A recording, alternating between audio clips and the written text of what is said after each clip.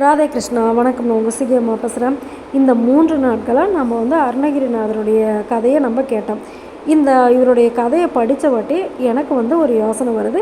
இந்த யோசனை உங்களுக்கு சரின்னு படுதா அப்படிங்கிறத எனக்கு சொல்லுங்கள். நம்மளுடைய அருணகிரிநாதருடைய வாழ்க்கையில் வந்து அவர் நிறைய கஷ்டங்கள்லாம் பட்டு அவர் வந்து பெண்கள் மேலே வந்து அதிகமாக மோகம் இருந்து அதுக்கப்புறமேட்டு அவர் என்ன பண்ணியிருக்காரு, பெரிய ஞானியாக வந்திருக்காரு.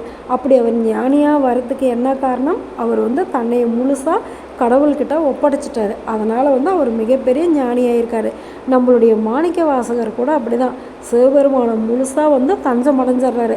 அதனால தான் அவர் வந்து திருவாசகம் அப்படிங்கிற ஒரு தேனையை நம்மளுக்கு கொடுத்துருக்காரு. நம்மளுடைய நாராயண பட்டத்திரிக்கு அப்படி தான் தீராத வயிற்று வலி வரும்போது தான் வந்து அவருக்கு வந்து கடவுள் மேலே பாடலாக வருது. அவர் தன்னை மறந்த கடவுள்கிட்ட தன்னை முழுசாக ஒப்படைச்சதுமே அவருடைய நோயெல்லாம் போயிடுது. அவருக்கு எப்படி நோய் போனதோ அதே மாதிரி அவருடைய பாடல்களை பாட பாட நம்மளுக்கும் எல்லா நோய்களுமே வந்து ஓடி போயிடுது. நம்மளுடைய பாலன் தேவராய சுவாமிகள் அப்படி தான், அவருக்கு உடம்பு சரியில்லாத இருந்தப்போ தான் அவர் என்ன பண்ணார், 6 அறுபடை வீடுகளுக்கும் போய் 6 கவசங்கள் பாடியிருக்காரு. அப்படி வந்து ஒவ்வொருத்தரும் வந்து வாழ்க்கையில் கஷ்டப்படும் போதெல்லாம் வந்து இந்த கஷ்டம் நம்மளுக்கு பெருசு இல்லை அப்படின்னு நினச்சி கடவுளோட காலை இறுக்கமாக பிடிச்சிக்கிறாங்க. அதனால் கடவுள் என்ன பண்ணுறாரு, நம்மளை வந்து கீழே குமிஞ்சு தூக்கி அவருடைய தலைமையில வச்சு கொண்டாடினவங்க தான் இவங்களாம். இவங்களுடைய வாழ்க்கை வரலாறுலாம் படிக்கும்போது நம்மளுக்கு வந்து கடவுள் கஷ்டம் கொடுக்குறாரு அப்படின்னாக்கா நம்மளை ஏதோ ஒரு வேலைக்காக தான் நம்மளை தயார்படுத்துகிறாரு அப்படிங்கிற எண்ணம் நம்ம எல்லாருக்குமே வந்துச்சு அப்படின்னாக்கா நம்ம வாழ்க்கையில் படுற கஷ்டத்தை நினச்சி நம்ம எப்போவுமே வருத்தப்பட மாட்டோம்.